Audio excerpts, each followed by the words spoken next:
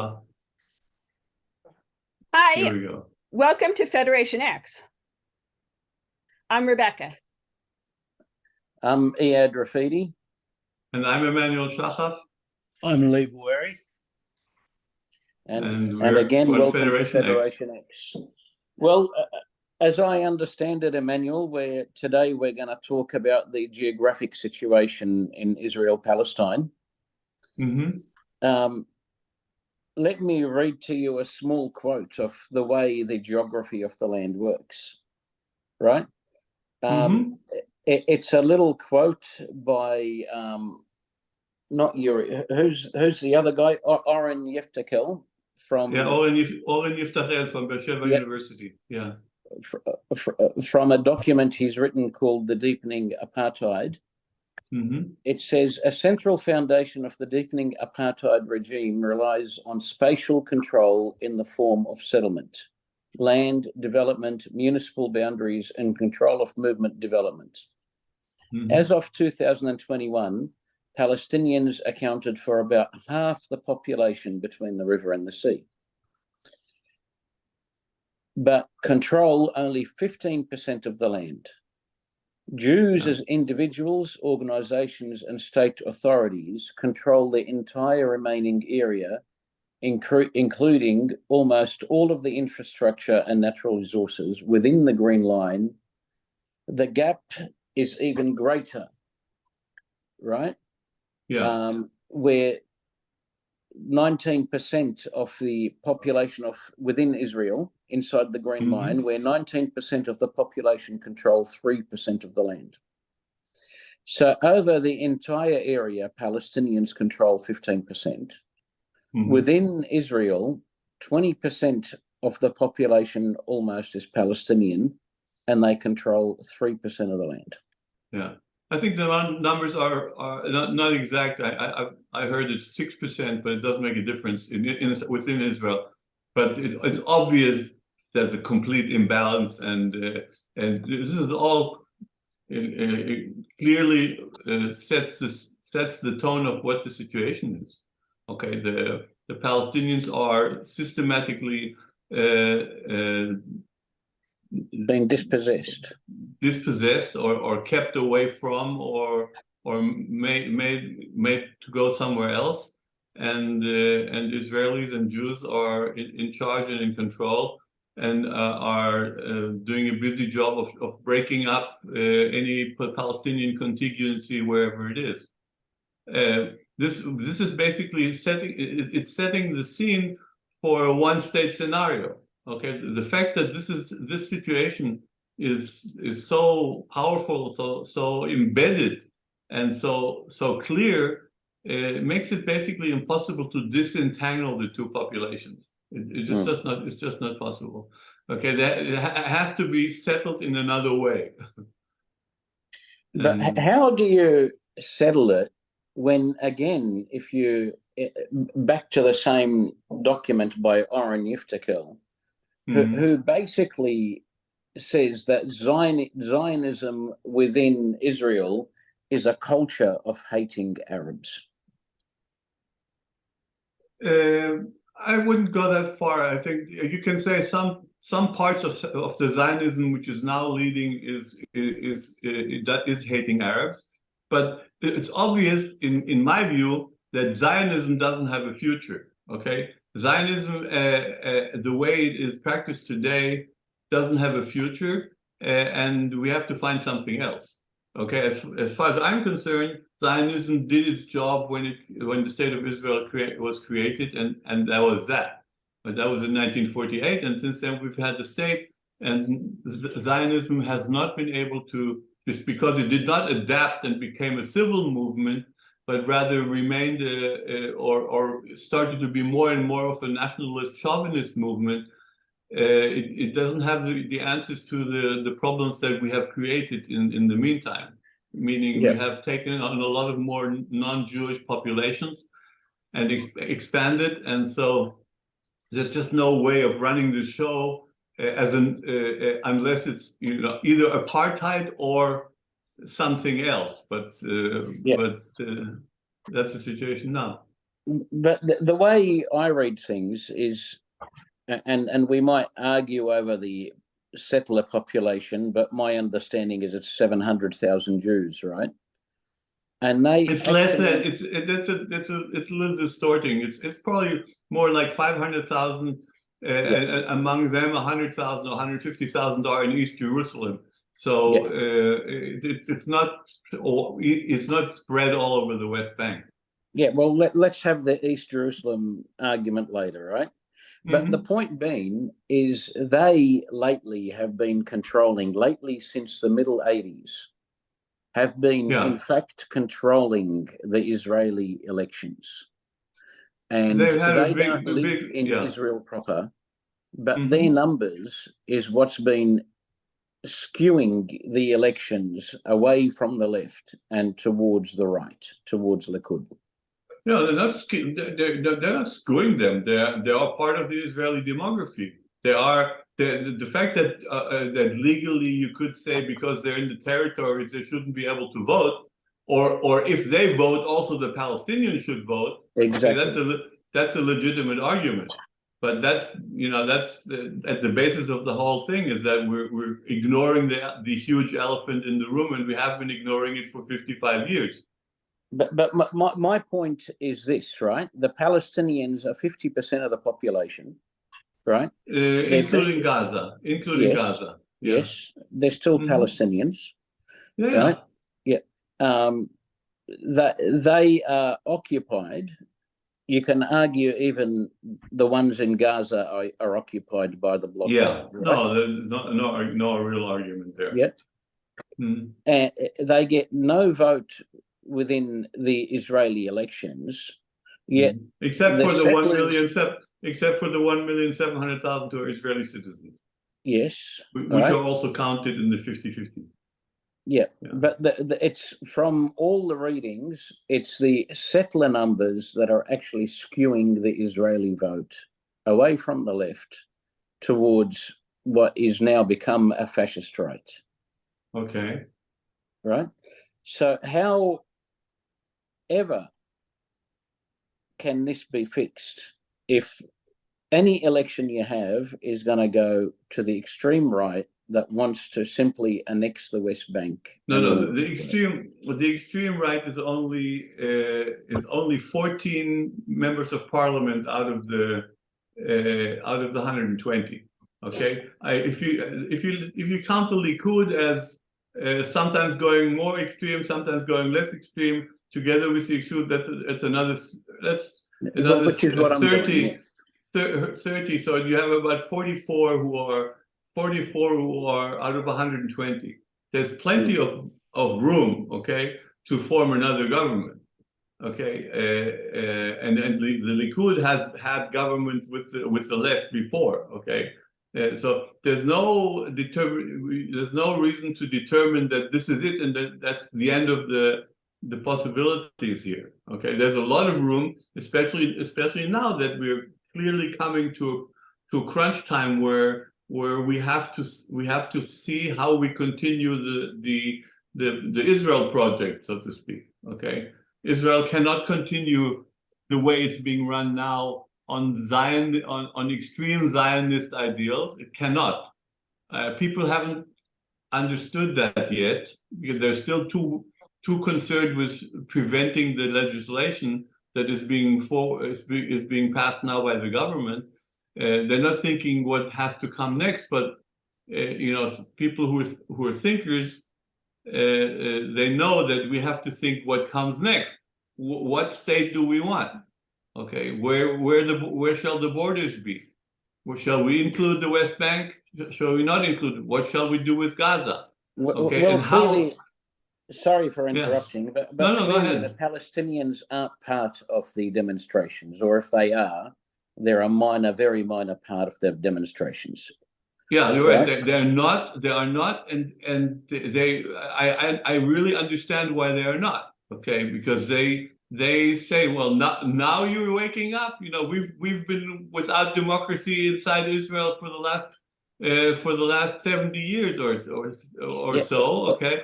And so or another interpretation is those demonstrating don't want the Palestinians here, which is, So- it some has of been them- splashed over several newspapers. Yeah, but some of them are, first of all, when the Palestinians come, they bring their flags. Their flags. Okay? Yeah, which is completely reasonable. There are a lot of Israelis who are very uncomfortable with that, and that's because for a long time, okay, the Palestinian flags are associated with terrorism and so on and so forth, and because the Israelis feel it's a threat. All right, so now that we've into these demos, they are more comfortable with not having the Palestinian flags, and if that means that the Palestinians aren't, the Palestinian Arabs, the Israeli Arabs are not participating, so be it. Okay, it's also along the line what I said before. We don't really care about the Palestinians. Okay, sad as it is, but they're the elephant in the room, and we cannot not care for them about them. But that will come later. The point I'm making is it's what Israelis are fighting for is a selective democracy, right? Right now, yes. absolutely, yes, Yeah. yes. A democracy I agree. for themselves. They want, otherwise, they want the status quo. They're not interested in a federal model or a They're not thinking. They're not solution, thinking. right? They want to go back. They want to go back to what was before. But Yes. I think they're beginning to realize. They're beginning to realize, and I think that the leadership of the demonstrations is also beginning to realize, because of the circumstances, because of the difficulty we have with this government, that we cannot continue like that. Okay, now they're not necessarily thinking of a solution with the Palestinians, but as part of the whole thing, we will have to think about that. So who's the leadership of the movement? Bennett and no. Yes. The people, the leaders are first of all spread widely. Okay, there's local leadership. There are some people who were in the army before, some former generals or chief of staffs, some business people. There's not a single guy where you can say he's the leader or she's the leader. It's a diverse leadership, and something will have to happen politically, because the political parties who are against the government are very pale. They don't profile themselves very strongly. So all things considered, there should be some kind of political revolution in the wake of what's happening now. I don't know whether it's going to happen. I seriously hope you're right, but I've been reading for a week incessantly, right? And just looking at the way Israel was formed and the basis on which it was formed, and I forwarded you all the quotes about how they viewed the Arabs or the Palestinians, right? Basically as cannon fodder, and who cares, and let's ethnic cleanse them and not call it ethnic cleansing, and clear the land of these heathens, basically. And we don't want to dirty ourselves with Orientalism, and it just carries on. I can't help but feel that the racism is endemic and very deeply rooted within Israel. Racism is endemic, and it's deeply rooted. It's not that I don't think we're very different from other countries in that respect. I think we're just more open about it because of the circumstances. But it's obviously a major issue, and the present government is not addressing the issue at all. Yeah. And the present government, but I think the present government is doing a lot to make us all aware of the fact that we cannot continue like that. Okay, because it's causing. Yeah. Hello? Sorry, Lee. Did you want to say something? But go on. I wanted to go back to Emmanuel's original comment about we're moving towards a one-state solution. And I wonder how many Israelis are actually aware of that, Manuel. I think Israelis are generally unawares, but they're thinking in terms of the status quo. They're not thinking of it as a one-state solution. Okay, they realize that this is a one-state scenario, but I don't think they completely understand the implications, the long-term implications. I don't think they do. They don't want May I interrupt there, right? And I want to come back to why I raised the racism. But the issue here, Lee, is the settlers are taking, if you like, what they're calling all the hilltops. So what they're doing is the Palestinians are controlling less and less of the land.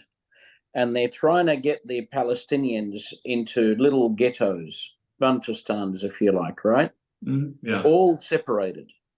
That So yes, a one-state reality is coming, but the one-state reality is a Judaized land from the river to the sea with very little pockets of Palestinians, mostly Muslims, if you like, right, that are completely controlled.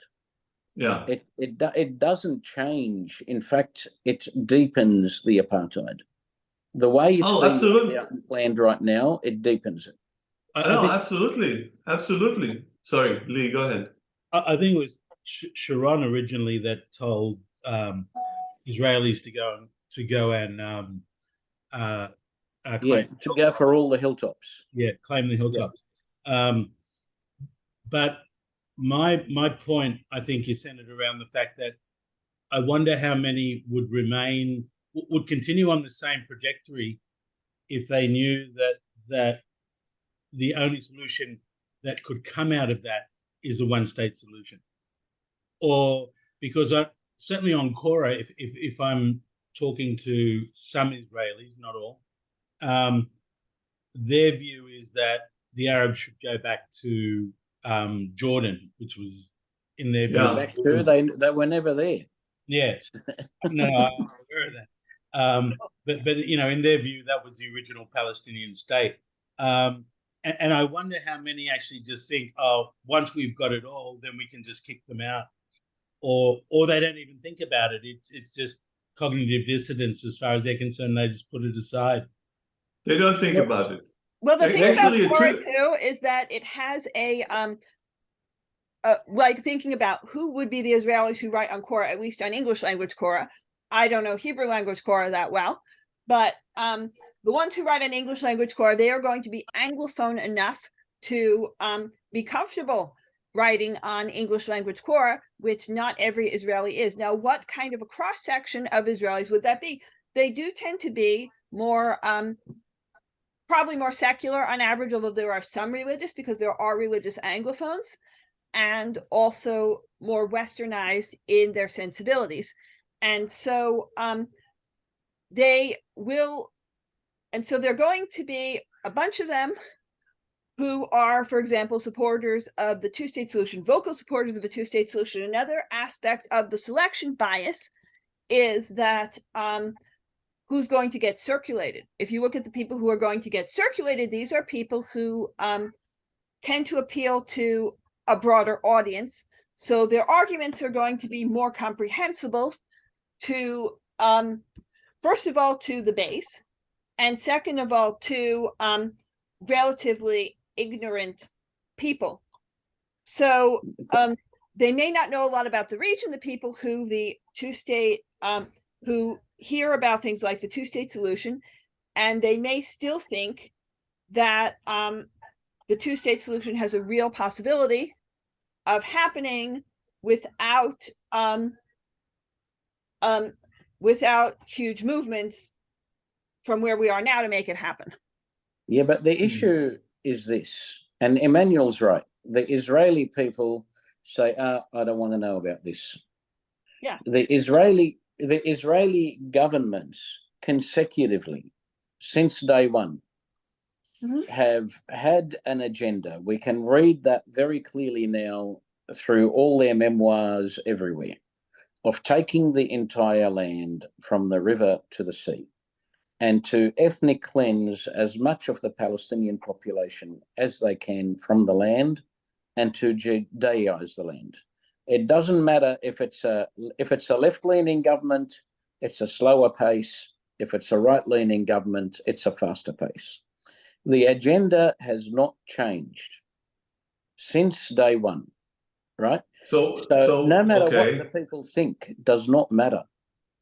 No, it does. For the time being, it doesn't matter. But I think this is a situation which cannot continue. Okay, because by the way, if there's a two-state solution, there's a considerable danger that there will be a Nakba. Then I think it even be bigger than if it's a one-state solution. Of course, I agree. Okay, but I think what's happening and what's helping in the present situation where Israel is clearly in the danger of not remaining a democracy, that the world community is getting warmed up about the situation, and the international court in The Hague, and people are looking at Putin, who's been indicted basically by the court, and a worried Israeli government, thinking what's going to happen. Okay, because they've also been moving populations in the West Bank, from the West Bank and to the West Bank, which is basically. I mean, if you look at Israel's modus operandi, if something like that happened, they'd cool their heels for 4 or 5 years. A more moderate government will come in.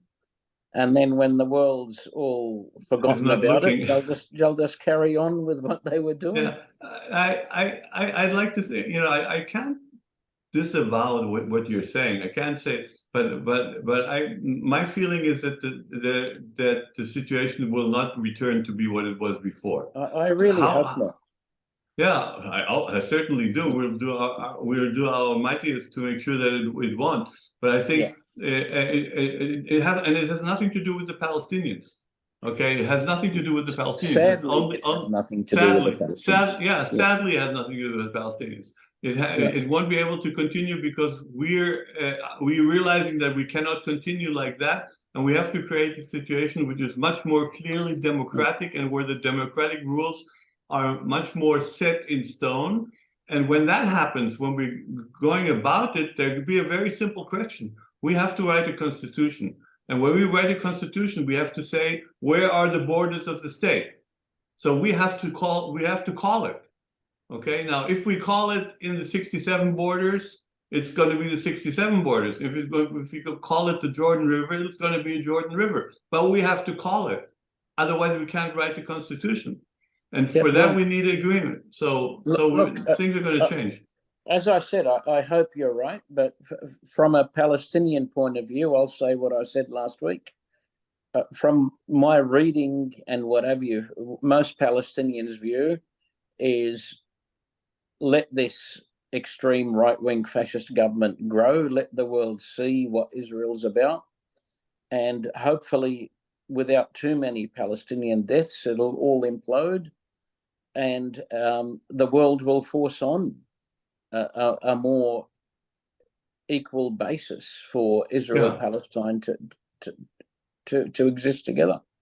Yeah, I think that's what we can hope for, that this government will implode, and that whatever comes out of it will improve the situation overall, including for the Palestinians.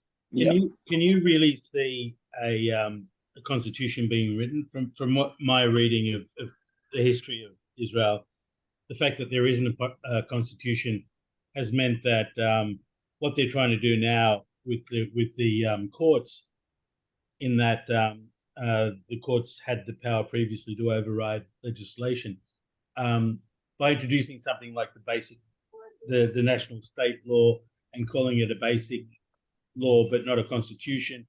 The politicians have had the best of both worlds. They could stop the courts from doing too much damage to that particular law, for example, by saying this is as close to a constitution as we're going to get, so you really don't have the right to change it. And by the same token, when it doesn't suit them, they can turn around and say, but we don't have a constitution. I really don't know whether we'll be able to write a constitution. I'm hoping that we will be, and I'm involved in some of the in some of the efforts to do that. The question is how the body politics in Israel will be able to crystallize around that effort. Okay, because right now none of the parties, none of the relevant parties are calling for a constitutional assembly, are calling for a change. They're not. Everybody's staying put for the time being, and they want to see how this plays out, and they're making small comments in favor of either in favor of the court or against the court, but they're not talking about the day after. So this is something we're working on. Let's just go through what brought us here, which is what you and I first discussed before we were on camera, right? Mm-hmm. So we had Bennett resign because he couldn't get the settler law passed, mm-hmm. right? The settler law is as I understand it, is the mechanism by which the apartheid can continue and the settlers get the protection of the IDF or the governing body. IDF is supposedly protecting both sides. It's not. But we know it oppresses one. No, the law basically says that the Israeli citizens in the West Bank are protected by are under the governance of Israeli civil law, and the Palestinians are under Israeli military law. That's what the law says. The oppression of one and the protection of the other. Right? Let's just continue this. If you listen to the guys from Breaking the Silence, they explicitly say that they were told not to touch the settlers. They can't do anything about it. To call the police in the event that settlers attack. Yeah, but that's again. It depends what's happening on the ground. It's usually the commander. In fact, the military does have the authority to stop the settlers and does so on occasion. But this is usually what's happening is who is the commander on the ground. If he's pro-settler, against settler, or he doesn't care. It's clear that the situation is terrible for the Palestinians and not so terrible for the Israeli settlers. That's clear. And you see consistently the settlers, almost with a sense of hubris, will attack Palestinians right in front of soldiers. That they got no qualms. Yes. So Bennett couldn't get this law passed. Yeah.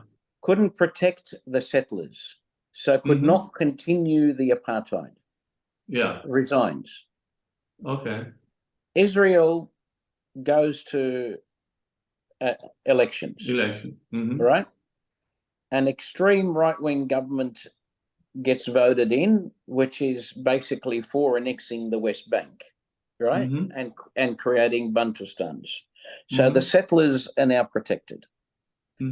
Right, that's what brought us here, and now we see Israel fighting for a selective democracy, not to break the apartheid, not to protect the Palestinians. It's not on the agenda. I'm repeating it. It's not on the agenda.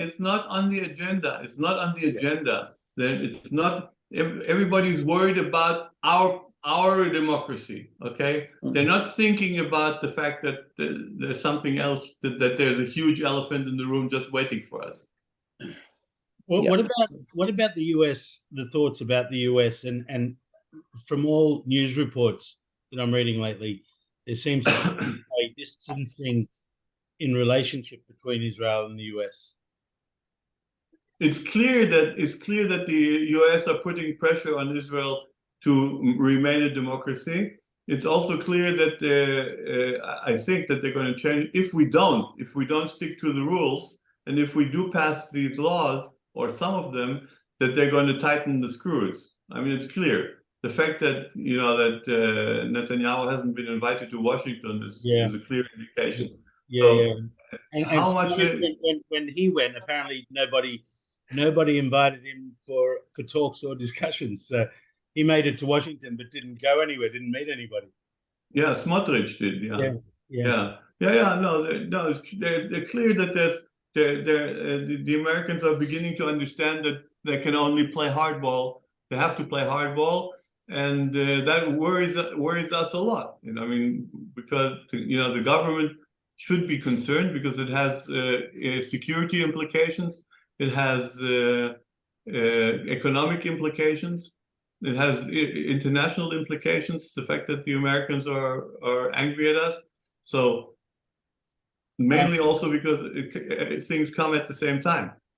I'd also just be, I'll let Iyad continue with the conversation with you. But before you go, before we finish up, I'd love to know your thoughts on the Iran and Saudi Arabia new having shot. Iran and Saudi, first of all, I think it's a very positive development. I think Israel has a wonderful opportunity to make a real change here. I don't think this government is up to it. The mind of this government is confrontation, and they view the Saudis and Iran getting together as a threat, not as an opportunity. But I think that if they can get their act together, what is interesting is the fact that the Chinese brokered that. That's right.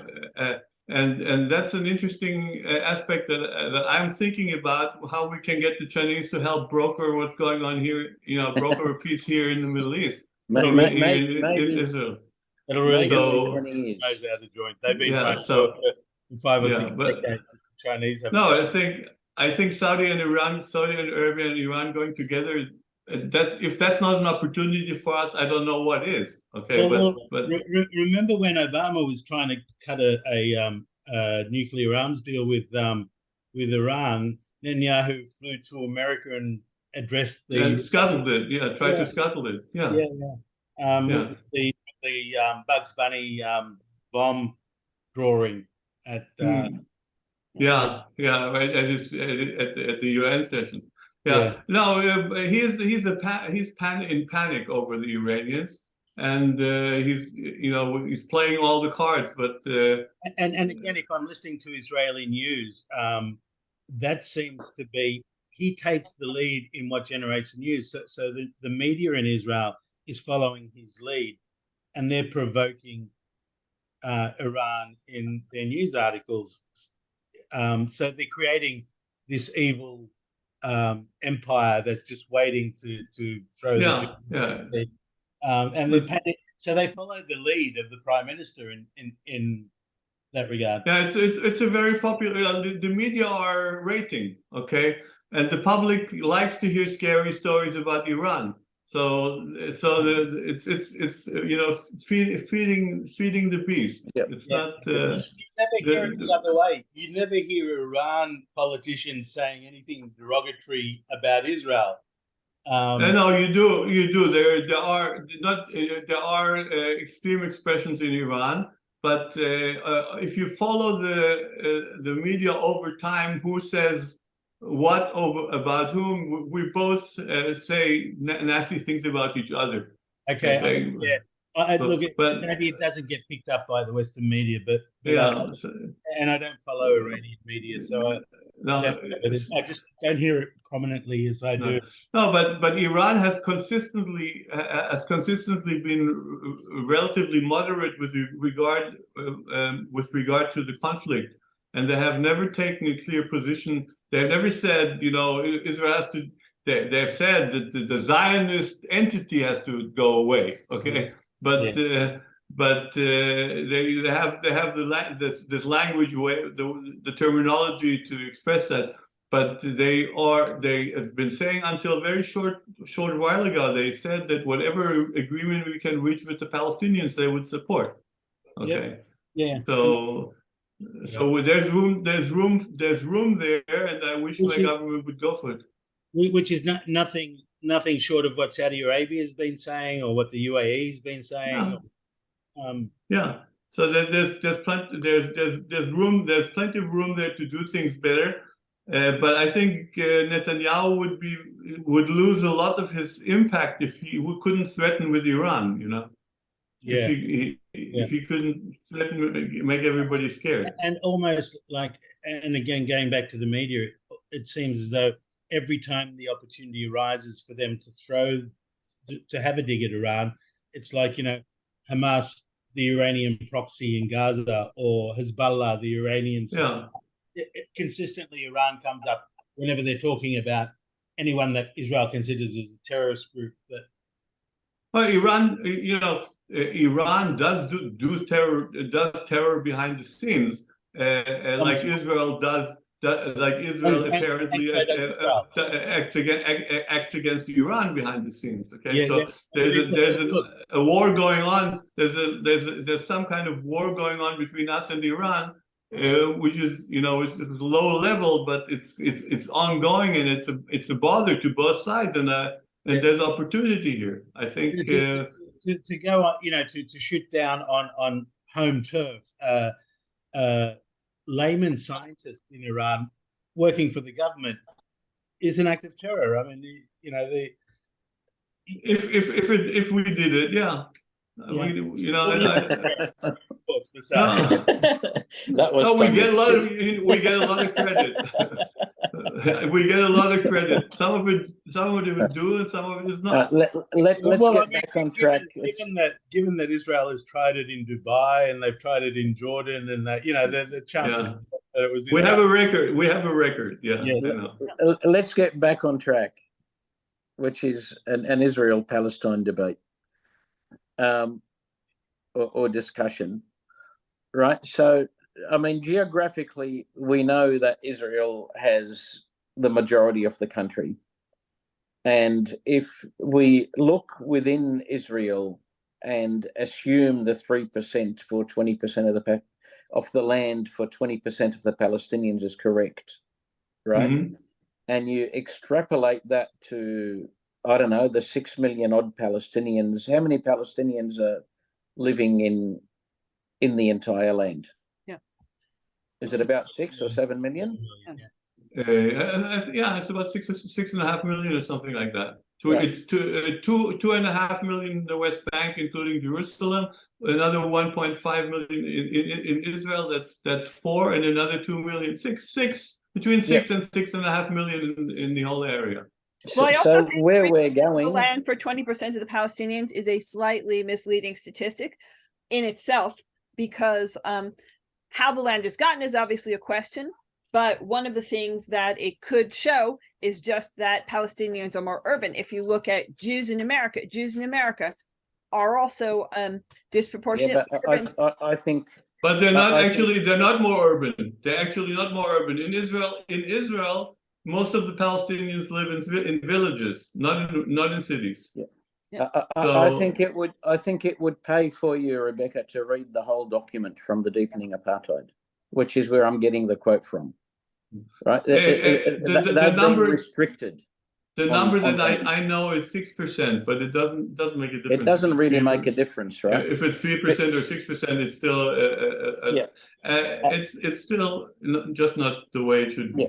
Yeah. And where I'm going with it is, if we took the one-state scenario where the Palestinians end up living in Bantustans and the entire land is Judaized, which is where it's going, right? Yeah. And you extrapolate the 3%, multiply it by 3, what are the Palestinians going to end up with? Say 10% of the land, which isn't unreasonable, considering that they've only got 15% of the land now. Considering the US gave them 48% of the land at one stage. Yeah. No, this whole line of talking is not going anywhere, because it is going to be a total disaster, and then who cares how much they have? Lucky there won't be another Nakba. Yeah. So, or it will be or it will be something that we can all hope for, that it will be an equitable state. And then this argument will be settled in some kind of controlled arrangement. okay, over time. And this I is guess what, the way I'm we're obviously talking, aiming I for. guess the way I'm talking is exactly what you're saying. The way I see it right now is, short of another Nakba or genocide, it's very, very hard to see how the world's going to act and fix this problem. And I don't think the Israelis have the will to fix it themselves. No, with what's happening now, the fact that we're in such a bind, that will make it easier to make the change, because we're severely weakened by what's happening, both politically and also economically.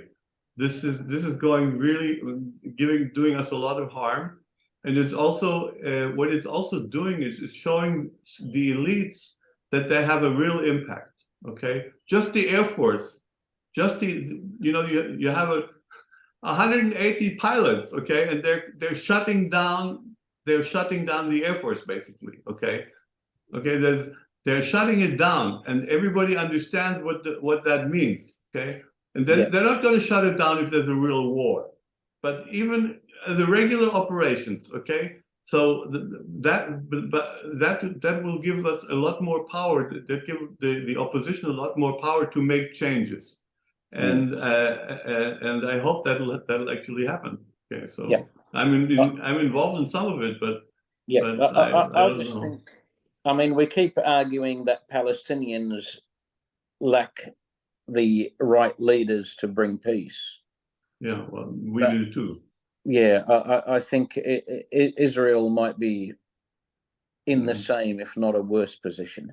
No, we're in a worse position for two reasons, because I think we are completely responsible. Okay, we need the leaders, and we are responsible. The Palestinians need leadership, but they're not responsible, and very little they can do. They can hang on for good life, they can hang on and hope for the best, not much more than that. And preferably not do terror. But what is interesting is when you listen, actually. When you listen to Ehud Olmert talking about his time as Prime Minister, he has nothing but praise for Abbas, and says he really trusts him as an honourable negotiator. And a lot of people use that negotiation period as, this is another Palestinian who said no. His take on it is that he believed that Abbas was genuine, and I think Abbas thought when Netanyahu came into power that they would just continue where Olmert left off. Yeah, and obviously it was so the fact that you say, Iyad, Palestinians don't have good leadership, I think that's manufactured, not necessarily true. Certainly in terms of trying to generate peace, I think when you have a good Israeli prime minister and a good Palestinian leader, then you can generate a peace agreement. I think that. Sorry, Iyad, you talk. No, you're right. It's fine. I think the Palestinian leadership is the problem with the Palestinian leadership is that the Palestinians don't think highly of it. Okay, yes, they don't think highly of it. Because the fact that we think that Olmert speaks highly of Abu Mazen, that doesn't make him a good leader in the eyes of the Palestinians. Because that was 3 decades ago, right? Yeah. No, it's 2008. It's 2008. It's we see our leadership as corrupt, right? Yeah, it is. So to us, it makes no difference whether he negotiated in good faith or not. He doesn't negotiate on our behalf, right? Yeah. Well, we see the police that he runs as almost as evil as the IDF, and we do see the IDF as evil, right? So the Palestinian people. Yeah. Do you think that would have been different had that peace agreement been negotiated with? None of the peace agreements could have been negotiated, because the main agenda, the two main agendas on the table, forget the refugees that are outside of Palestine and disavow the Nakba. They've always been the main two agendas, whether it's Oslo, whether it's Olmert, whether it's any of them, right? Would any Jew or Israeli disavow the Holocaust? Or say, no, my brothers and sisters can't come to Israel? I don't think in those negotiations the Nakba was the real issue. From what I've read, it seems like the right of return was the real issue. They were the two issues. Right? Yeah, Nakba not so much. Nakba not so much. The right of return was the issue, and actually the way they dealt with it was that would have been it would have been possible to solve it. The problem was that they were agreeing to something like 50,000 at 5,000 a year over 5 years or something like that. Right. And I say again, back to the Nakba, right? And I don't want to compare the two. I don't think anything like this should ever be compared. But would Israelis or Jews tolerate, right, disavowing the Holocaust? No, obviously not. These are both events which are constitutional for both people. Okay, in a way, they're major events in the history in the past, and they're going to be remembered and recalled and forever and ever. Okay, so they have to be given the space they need. Yeah, and both created intergenerational trauma that still exists today. It's yeah. All right. Well, do you want to call it a day, and maybe next week we'll pick up another subject? Yeah, maybe we start with the racism and go from there. Yeah, that sounds good. That's a good idea. Okay, so signing off. I'm Iyad Rafidi. FederationX. I'm Emmanuel Shachaf. Rebecca Sealfon. All the best. Take care. Thanks, bye.